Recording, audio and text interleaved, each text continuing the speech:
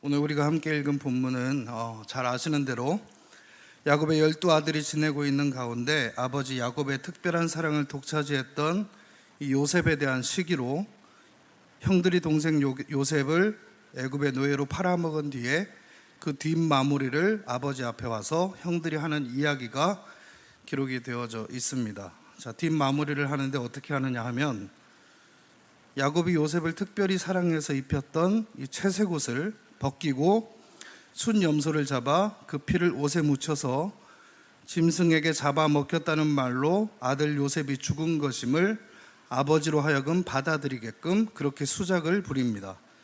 그래서 요셉은 아버지 야곱의 마음속에서는 그렇게 죽은 것으로 여겨지게 됩니다. 33절에 보면 야곱이 뭐라고 합니까? 악한 짐승이 그를 잡아먹었도다. 요셉이 분명히 찢겼도다. 이렇게 요셉은 죽은 것으로 아버지 야곱에게 인식되어지고 믿어지게 됩니다. 그러나 또 요셉은 요셉대로 살아있는 채로 36절에 보면 어떻게 마무리됩니까? 그를 애굽에서 바로의 신하 친위대장 보디발에게 팔았더라. 자, 지금 야곱은 요셉이 죽은 것으로 알면서 살아가게 되고, 요셉은 요셉대로 하나님의 섭리에 의해서 하나님의 섭리에 이끌리며 살아가게 되는 이 역사의 물줄기가 두 갈래로 나눠지면서 진행이 되는 것이죠. 자, 이 본문을 통해서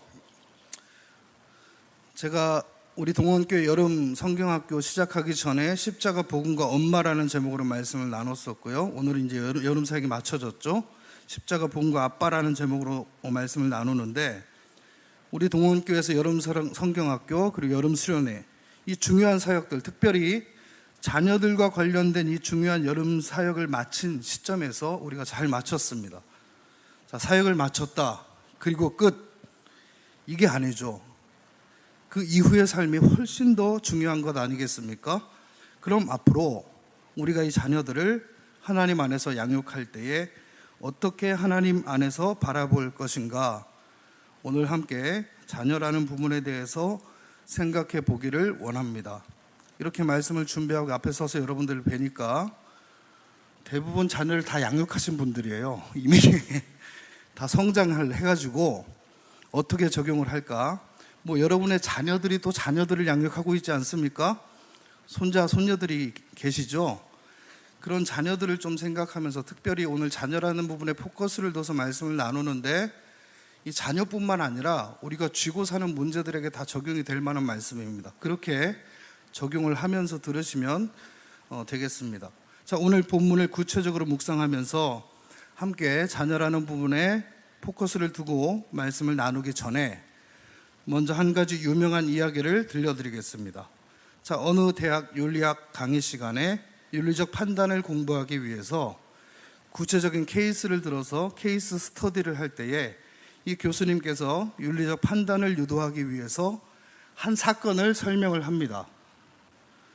아버지는 성병에 걸려 있다. 그리고 엄마는 폐결핵 환자다. 그리고 4명의 자녀가 있는데 한 아이는 벌써 폐결핵에 걸려 죽었고 나머지 3아이도 폐결핵을 앓고 있다.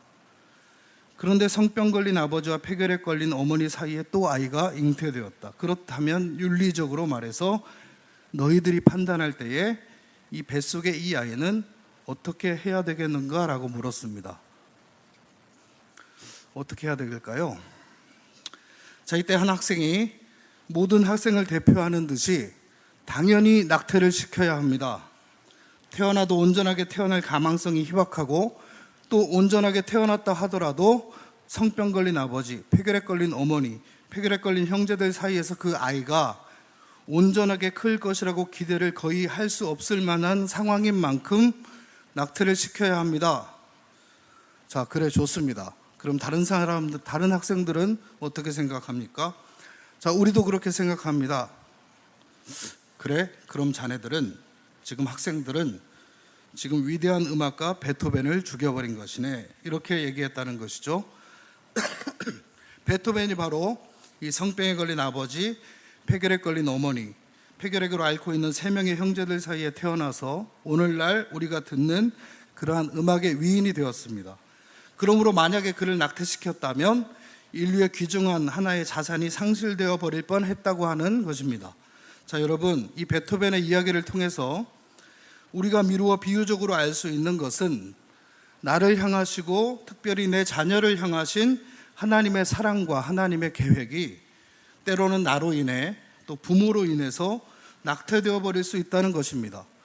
낙태되어 버리면서 그 자녀에 대한 하나님의 사랑이 무시되어 버리고 자녀에 대한 하나님의 사랑이 자녀를 향한 하나님의 계획이 때로는 부모로 인해 나로 인해 유산되어 버리고 낙태되어 버리면서 우리의 자녀는 돌연변이 같이 괴물같이, 우리가 흔히 그런 말들 하지 않습니까?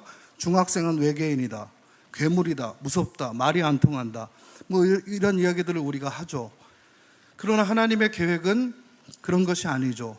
하나님의 형상으로 지음받은 하나님의 작품들이 때로는 나로 인하여서 또 부모들로 인하여서 정말 이해되지 않고 받아들이기 어려운 모습으로, 하나님이 디자인한 원래의 모습이 아닌 전혀 다른 모습으로 변해가고 있다는 것입니다. 자, 온 대한민국의 거의 모든 엄마들이 눈에 불을 켜고 경쟁적으로 교육을 시키는 것을 봅니다.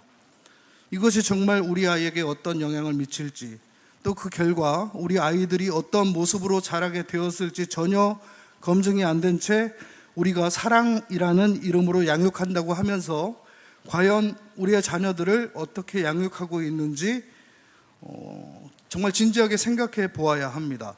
자, 우울증을 앓고 있는 청소년 분포도가 강남, 서초, 송파 순으로 높다고 합니다. 강남, 서초, 송파는 우리나라 최고의 부자 동네 1, 2, 3위 아닙니까?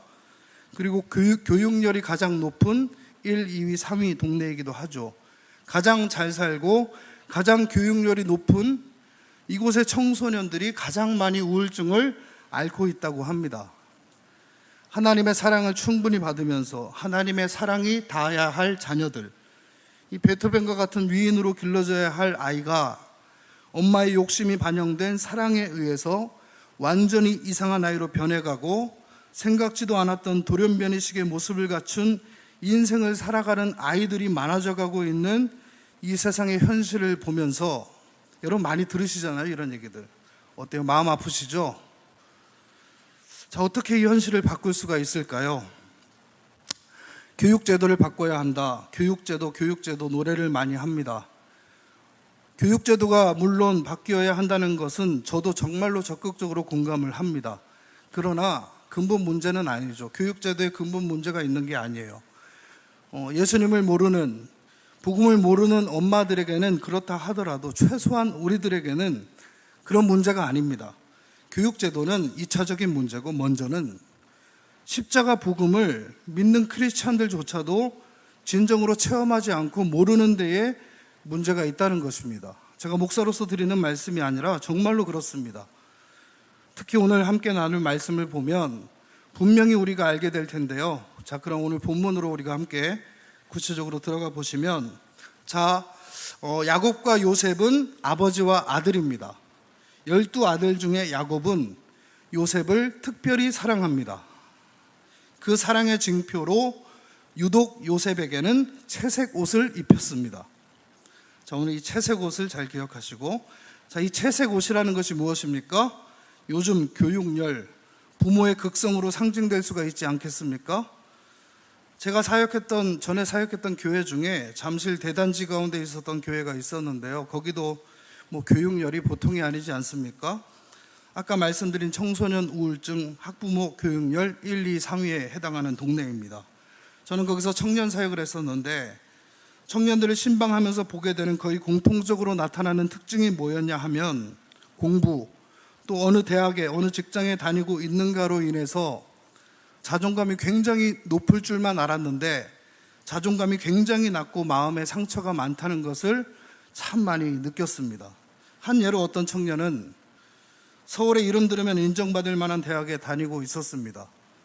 그 정도 학교에 갔으면 정말 공부 열심히 착실하게 잘했구나, 인정받을 수 있는 그런 학교인데도 아버지가 의사, 어머니는 변호사, 그분들이 이 아이의 대입 결과를 보고 자주 했던 말이, 너처럼 멍청한 애는 처음 봤다. 이 엄마가 못나기를 했냐?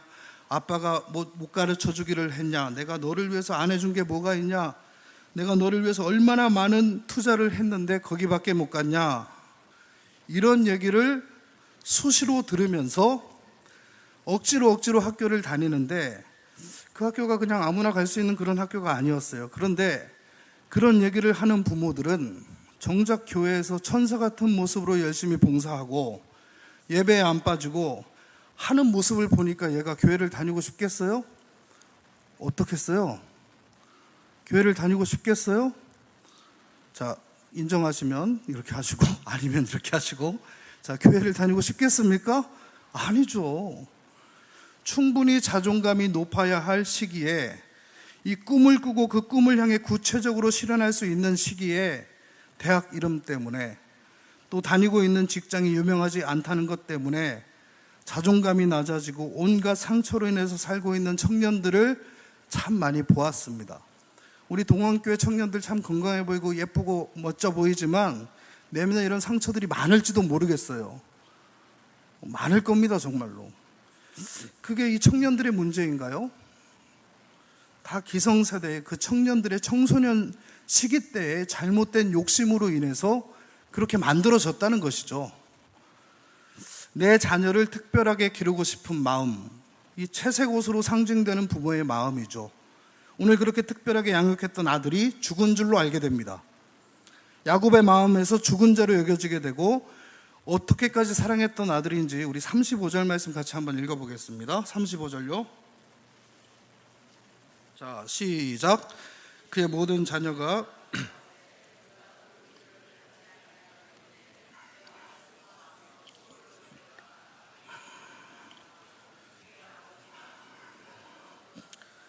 다른 아들들, 다른 모든 자녀들의 위로를 받지는 않으면서 내가 스올로 내려가리라. 그 아들을 따라서 지옥에까지라도 가고 싶은 것, 할 수만 있다면 그러하기를 원하는 것이 아버지 야곱의 마음인 만큼 요셉을 정말 특별하게 극진하게 사랑했고, 특별하게 이 채색 옷을 입혀서 특별한 아이로 취급하며 사랑을 주었습니다.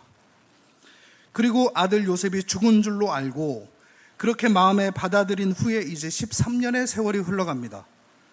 짧다면 짧고 길다면 길게 생각되는 이 13년을 아버지 야곱은 아들 요셉이 죽은 줄 알고 지내고, 요셉은 요셉대로 13년을 살아갑니다. 그렇게 시간이 지나고 하나님의 놀라운 섭리 안에서 요셉은 13년 만에 대제국 애굽의 총리가 되고, 애굽의 풍년 7년이 지나고 흉년 2년 때에 만났으니까 13년에서 9년이 더 흐른 뒤에 22년, 창세기 46장에서 22년 만에 이 아버지 야곱과 요셉이 다시 만나게 됩니다. 자, 22년 만에 각자의 역사를 따라가다가 만나게 되는 것이죠. 자, 아버지 야곱이 어떤 사람입니까? 복을 추구하며 일평생을 진력을 다하며 살았던 사람 아니겠습니까? 형 에서의 장자의 권한을 빼앗고 아버지를 속이고 삼촌 라반의 집에서 온갖 잔꾀와 모략의 전략으로 한평생 복을 추구하면서 그렇게 끈질기게 살아왔던 야곱이죠.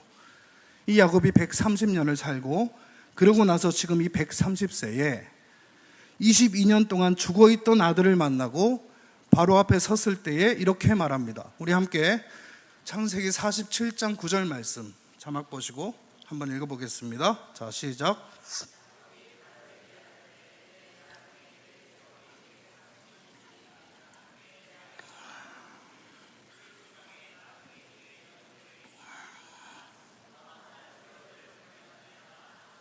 자, 험악한 세월을 보냈다. 험악한 인생을 내가 살았다. 야곱의 이 130년 자기 인생을 이렇게 정리한 거죠. 130년 험악한 인생을 살았습니다. 그런데 이제 바로 왕 앞에 서서 바로 왕을 축복하는 자리에 서게 됩니다. 인생의 피크입니다. 130년 인생 끝에 야곱의 인생의 금자탑이라고 할 수 있는 최절정의 순간이 도달했습니다.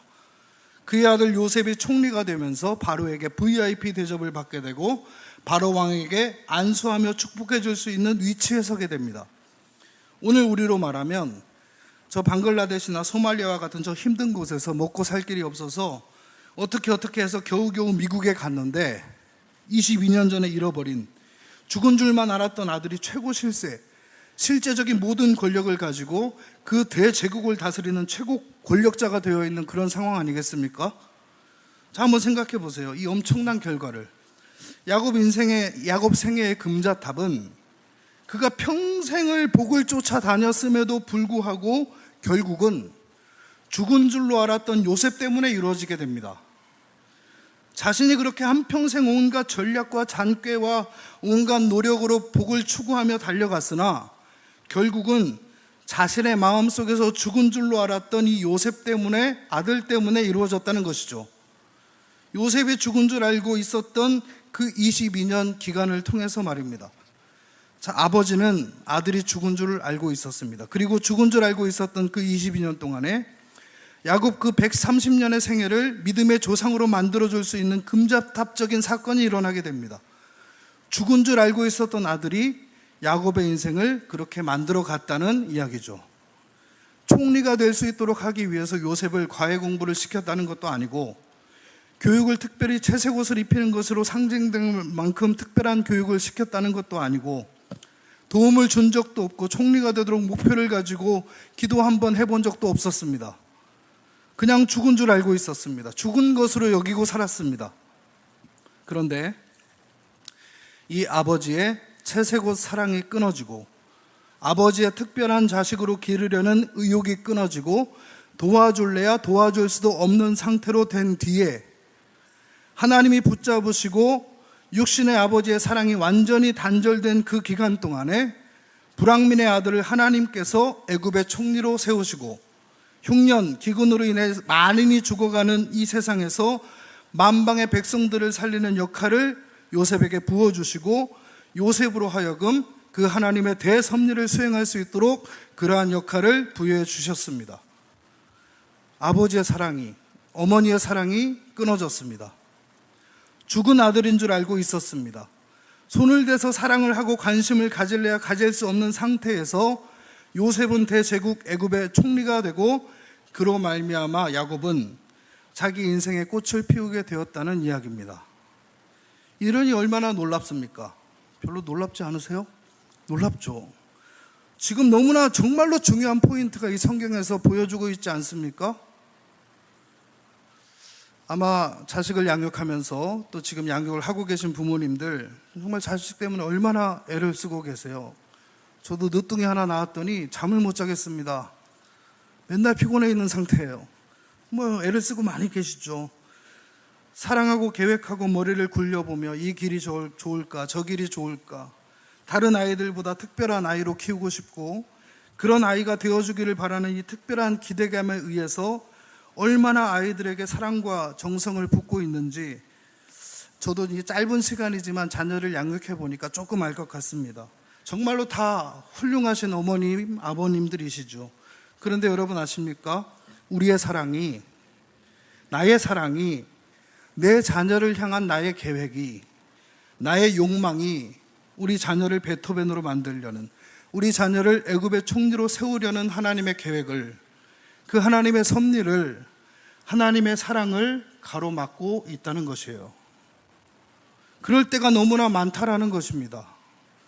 오늘 이 이야기에 픽션을 한번 갖다 놔 보겠습니다. 만약에 이랬다면 가정을 해보는 것이죠. 한번 생각을 해보죠.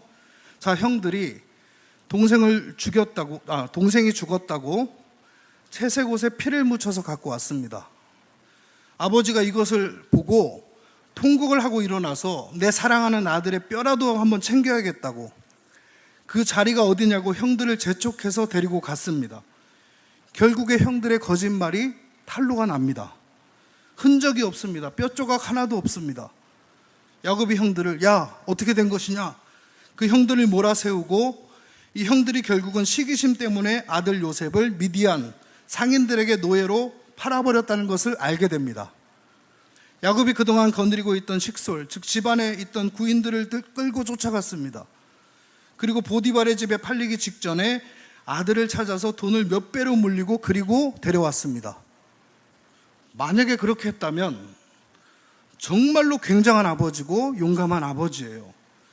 이러한 아버지의 아들 사랑, 정말 용기 있는 아버지로서 정말 많은 칭찬을 받게 되지 않았겠습니까? 그런데 여러분 아세요? 만약에 이야기가 그렇게 됐다면 그걸로 끝. 그렇게 용감하게 아들을 데리고 왔더라도 그냥 그걸로 끝이죠. 요셉을 총리로 세우고 기근 때문에 죽어가는 수많은 사람들을 살리려는 하나님의 섭리와 계획은 육신의 아버지의 사랑으로 인하여서 대체되어 버리고, 용감한 아버지 야곱, 훌륭한 아버지 야곱, 적극적인 아버지 야곱, 용맹한 아버지 사랑이라 할지라도 요셉을 향한 하나님의 계획은 대체되어 버리고, 요셉을 향한 하나님의 계획은 추방되어 버리고, 요셉을 애굽의 총리로 세우려던 하나님의 섭리는 변형되어 버리고, 육신의 아버지의 사랑이 요셉의 인생을 가두어 버리고, 요셉의 인생을 아버지의 생각 안에서 제한시켜 버리고, 그렇게 그냥 이곳저곳 떠돌며 양치기로 살면서 유랑민으로 남게 되는, 그렇게 일이 진행될 뻔했습니다. 젊은 제가 얼마나 자식을 키워봤다고 이런 말씀 드려서 죄송하지만, 성경이 말씀하시니까, 말씀을 대언하는 자리에 있으니까 한번 감히 여쭙겠습니다. 이래도 내가 하는 자녀 사랑, 자식 사랑 자신 있으십니까? 내 말대로 하면 된다고 말할 수가 있겠습니까? 그렇지 않죠. 다행히 성경의 실제 상황은 달랐습니다. 야곱은 요셉이 죽은 줄 알았고, 그리고 끝난 줄 알았고, 전혀 손을 쓸 수가 없을 그때에 하나님은 요셉을 들어서 만 백성을 구원해 내십니다. 자, 이제 자녀를 향한 나의 목표, 나의 욕심이라는 마음의 선을 우리가 다 떼야 하지 않겠습니까? 그래도 붙잡아야 하겠습니까? 떼야죠. 떼야 하지 않겠습니까? 어떤 부부가 밤새도록 이 자식을 기다립니다. 근데 이 자식들이 집 나간 자식, 온갖 사고를 치는 자식들이에요. 하도 말썽을 부리니까 엄마가 말합니다. 잠자리에서, 여보, 우리 저 자식 없는 셈 치자. 남편이 말합니다. 그래, 자식이 왼수라는데 그동안 너무 힘들었다. 저 자식들 그냥 왼수 같은 놈들 없는 셈 치지 뭐. 그리고 잠자리에 들었습니다. 아, 편하다. 없는 셈 치니까. 참 편하다. 그런데 1시간이 지나고 2시간이 지나니까 뒤척뒤척. 아, 여보 잠이 안 와. 그래, 나도 잠이 안 와. 없는 셈 칠 수가 없네. 어떻게 없는 셈을 치겠습니까? 그렇죠? 자식이 망해가고 있고, 자식이 말썽을 부리고 있고, 공부를 못해, 공부를 안 해, 잘못된 길을 가고 있고, 인생의 비전이 보이질 않고, 그런데 어떻게 없는 셈 치겠어요? 그런데 내 마음으로 없는 셈 치면, 우리가 하나님을 붙들면 하나님이 그 자녀들을 붙잡으십니다. 어떻게 없는 셈을 치겠습니까? 오늘 야곱이 요셉을 없는 셈 치는 이야기가 성경에 나오는데 어떻게 없는 셈 치죠? 자, 채색 옷에 순념소의 피를 묻혀서 갖다 주었을 때에 그 피가 묻은 채색 옷을 보고 아들이 죽은 줄로 마음이 설득당해버리고 맙니다. 어떻게 내 마음속에서 내 자식들이 나에게서 죽은 것으로 여겨지고 하나님께 완전히 드려지는 그런 역사가 있을 수 있을까요? 내가 근심하고 걱정하고 내가 붙잡지 않을 수가 있겠습니까? 순념소를 잡아서 순념소의 피를 채색 옷에 묻히는 것이죠. 채색 옷에 순념소의 피를 묻히는 것입니다. 채색 옷이 뭐죠? 요셉을 향한 아버지 야곱의 마음의 표현입니다. 특별히 기르고 싶어하는, 특별한 아이로 기르고 싶어하는 아버지 마음의 표현이 채색 옷 아닙니까? 그런데 그 채색 옷에 순념소 피가 묻었다는 거예요. 이게 무슨 말입니까? 무엇이 떠오르십니까? 십자가. 이 순념소의 피가 십자가 그리스도의 피를 상징하는 것 아니겠습니까? 채색 옷에 피가 묻었다는 것은 야곱을 향한 특별한 마음에 피가 묻은 것과 마찬가지 아닙니까? 그 피를 요셉의 피로 알았던 것입니다. 요셉의 피로 알고 그 마음에 묻자마자 죽은 줄로 알게 됩니다. 사랑하는 성도 여러분, 우리 예수님이 어린 양이 되셔서 십자가에서 죽으셨습니다. 그것은 나만의 죽음이 아니에요. 이 자리에 있는 우리 모든 사람의 한 사람 한 사람의 죽음이, 그 예수님만의 죽음이 아니라 우리 모두의 죽음이 거기에서 같이 이루어진 것이죠. 내가 그리스도와 함께 십자가에 못 박혔나니, 복음을 체험한, 복음을 소유한 사람들의 진정한 고백 아니겠습니까? 나도 함께 죽었습니다. 그렇게 그리스도와 나도 함께 죽은 것이죠. 그렇게 내 마음에 자식을 특별히 기르고 싶어 하는 내 마음에다가 이 십자가에서 흘리신 주님의 죽음과 피가 바로 내 자식의 죽음인 것으로 알고 믿고 받아들이는 것이죠. 이 자식을 볼 때 이 녀석은 2000년 전에 예수님 돌아가실 때 이미 주님과 함께 죽은 자식이야 라고 믿어버리는 겁니다. 이런 믿음 위의 고백을 통해서 내 마음이 설득되게 되는 것이죠.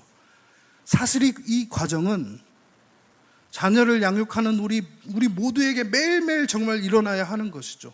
어떤 문제를 붙잡고 있습니까? 그 문제 위에 매일매일 우리에게 이런 고백이 일어나야 되는 것이죠. 정말 내 자녀가 그리스도와 함께 십자가에서 죽었다는 고백을 한번 해봐야 됩니다. 그럼 어떤 일이 일어나느냐? 이상합니다. 이 자식이 분명히 공부를 못합니다. 문제를 여전히 일으키고 있어요. 그렇다고 부모와 자식 간의 이 관계가 끝난 것이 아니죠. 그런데 이상한 것은 옛날 같으면 막 마음이 뒤집어지고 하늘이 깜깜한 먹구름으로 가려야 될 것 같은데 말썽을 부리고 공부를 못하고 문제를 일으키는 그 자식을 바라보는 내 마음에 자신감이 생깁니다. 그래, 하나님이 붙잡아 주실 거야. 정말 하나님이 책임져 주실 거야. 내 눈에는 저렇게 보이지만 하나님이 보시는 눈은 달라. 하나님이 가장 좋은 길로 인도해 주실 거야. 하나님이 정말 위대한 도구로 사용하실 거야.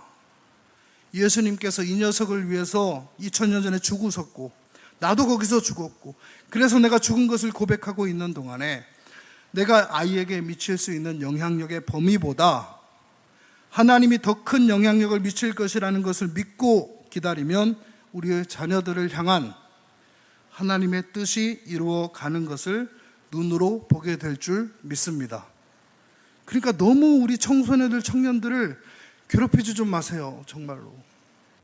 분명히 주님께서 십자가에서 돌아가시면서 그 십자가 안에 우리의 자녀들의, 우리의 모든 아이들의 운명을 다 죄악과 슬픔과 고통에서 하나님께 쓰임받는 하나님의 일꾼으로 바꾸어 놓으신 줄 믿습니다. 그 십자가에 숨겨져 있는 우리 아이들의 운명을 끄집어내기만 하면 되는 것이죠. 내가 중간에서 가로막는 것이 아니라, 하나님의 섭리를 내가 개입해서 변형시키는 것이 아니라 우리 아이들을 향한 하나님의 섭리를 끄집어내기만 하면 됩니다. 어떻게 끄집어냅니까? 아이에게 영향을 줄 수 있는 부모의 자리만큼을 비우고 하나님을 모셔드리면 이 아이에 대한 하나님의 사랑이 나타나는 만큼 아이에게 십자가를 통한 하나님의 섭리, 하나님의 성령의 역사, 하늘의 능력들이 나타나면서 하나님께서 이 아이를 끌어가게 될 것입니다. 여러분, 아들 없는 인생, 그 자체가 야곱에게는 죽음과도 같은 것이었습니다. 채색옷에 피가 묻었을 때 그때 야곱은 인생을 포기합니다. 스올로 내려갔으면 좋겠다고 고백을 합니다. 완전히 야곱 자신이 죽습니다. 그리고 아들의 죽음과 동시에 자기가 죽은 뒤에 아들도 마음속에서 죽었고 자기도 죽은 뒤에 손 하나 까딱 안 한 상태에서 하나님에 의해서 인생의 근자탑을 부여받게 됩니다. 오늘 말씀의 가장 중요한 소재는 피 묻은 채색옷입니다. 이 피 묻은 채색옷, 주님의 피를 내 마음에 바르시되 내가 죽은 것으로 바름과 동시에 내 아이 역시, 내 모든 문제 역시 주님이 돌아가셨을 때 죽은 것이라고 믿고, 그리고 죄로 태어나서 죄로 길러지고 죄악된 세상에서 배우고 그 가치관들이 이제 점점 성인이 되어가는 과정 중에 세상의 가치관들에 벌써 먹혀버린 우리의 아이의 죄성을 위해서 우리 주님이 돌아가신 것을 믿고 기억하고, 그 상태로는 잘 돼봐야 아무것도 아니고 좋은 대학 들어가봐야 아무것도 아니고 죄악이 들어있는 그 상태로는 어차피 아무것도 아닌 내 자식, 그 자식을 위해서 우리 주님이 죽은 것을 기억하고 눈앞에 보이고 귀에 들리는 일들이 자식에 대한 걱정을 유발시키는 많은 것들이 들리고 보여질지라도 우리가 믿는 믿음을 가지고 한번 눈을 감고 귀를 닫고 세상의 가치와 온갖 이야기들 사이에서 우리는 주님만 찾으면서 한번 기다려 주었으면 좋겠습니다. 맡기는 만큼 우리에게 평안이 찾아오고 맡기는 만큼 하나님께서 우리 자녀들을 책임져 주실 줄로 믿습니다. 저는 정말 이러한 이 부모의 역할이 온 한국교회에 정말 다 필요하다고 생각합니다. 자녀를 양육하는 만큼은 복음을 잃어버렸어요. 그것을 되찾아야 하지 않겠습니까? 이제 말씀을 마무리하겠습니다. 피 묻은 채색옷. 아들 요셉이 죽었다고 믿고 있을 그때에 야곱 그 인생, 한평생 자신의 복을 향해 추구하며 달려갔던 인생의 금자탑이 또한 아들 요셉의 인생의 최고봉이 하나님에 의해서 만들어졌다는 것을 마음에 꼭 새기시기를 바랍니다. 구덩이에 빠져 있더라도 애굽의 총리로 가는 과정입니다. 보디발의 집에서 지금 종노릇하고 있지만 총리로 가는 과정이죠. 감옥에 갇혀 있어도 총리로 가는 필수 과정임을 우리가 절대로 잊지 마시고 내 생각, 내 판단, 내 욕심으로 하나님의 섭리와 하나님의 계획을 내가 가로막지 말고 내 마음의 채색옷을 예수 그리스도의 십자가의 피로 적심으로 십자가에서 나의 모든 자아와 욕심 우리가 다 내려놓음으로 하나님이 나의 자녀들을 이끌어 가시고 역사하시고 붙드시고 책임져 주심을 다 경험하게 되시기를 간절하게 소망합니다. 자녀가 아니더라도 이건 모든 문제에 다 적용됩니다. 자, 오늘 말씀을 생각하시면서 오늘 가서 사랑하는 우리의 자녀들을 바라보시면서 정말 사랑하는 우리 아들, 우리 딸 정말 사랑한다. 내가 이제 너희들의 인생을 하나님께 맡기고 하나님의 뜻대로 인도해 주시기만을 간절하게 기도하게 하고 자녀의 머리에 손을 얹고 한번 기도해 주세요. 그동안 내 욕심으로 자녀들을 양육했던 것들이 생각나서 회개가 터져 나오게 되어지고 그래서 우리의 마음에 여유가 생기고 마음이 따뜻해지면서 이제부터는 우리의 자녀들을 바라보시면 이유가 없이 마음에서 우러나오는 기쁨과 감사가 있을 것입니다. 자녀들을 하나님께 맡기겠노라 다짐하면서 어떠한 것보다도 우선적으로 어떠한 일이 있더라도 우리 자녀들을 하나님 알아가는 자리라면 꼭 보내주시기를 간곡히 요청을 드립니다. 휴가랑 뭐 다른 것들로 대체할 수 없는 거예요. 이런 거는 정말 우리 자녀들이 하나님 알아가는 일에 부모의 신앙의 본을 따라서 알아갈 수 있도록 교육이 가정에서 시작돼야 됩니다. 제 아무리 훌륭한 교육자가 교회에서 열정적으로 가르친다 해도 가정에서 그게 안 되면 그 자녀는 복음의 자녀로 성장할 수가 없다고 저는 생각합니다. 마지막으로 이 자리에 계신 모든 성도님들의 소중한 자녀들 그리고 손주 손녀들 우리의 다음 세대들 특별히 우리 동원의 자녀들 나로 말미암아서 대가 이어지면 이어질수록 정말로 하나님이 이 시대에 귀하게 사용하시는 이 다음 세대가 사라지고 있다고 하는데 교회에서 우리로 인해서 그것이 좀 역전이 되고 정말로 다음 세대가 귀하게 쓰임받는 그런 믿음의 명문 가문을 이루시는 우리 모든 성도님들 가정과 가문이 다 되기를 정말 진심으로 축복합니다. 그래서 우리 교육부서 사역자들 보시면 격려도 많이 해주시고요. 가끔씩 좀 열정적인 사역자들이 집에서 뭐 좀 해오라고 숙제 내주시는 분들도 있어요. 그럼 좀 시켜주시고 같이 하시고 이게 좀 복음으로 우리가 함께 돌아갑시다. 우리 함께 기도했으면 좋겠는데요.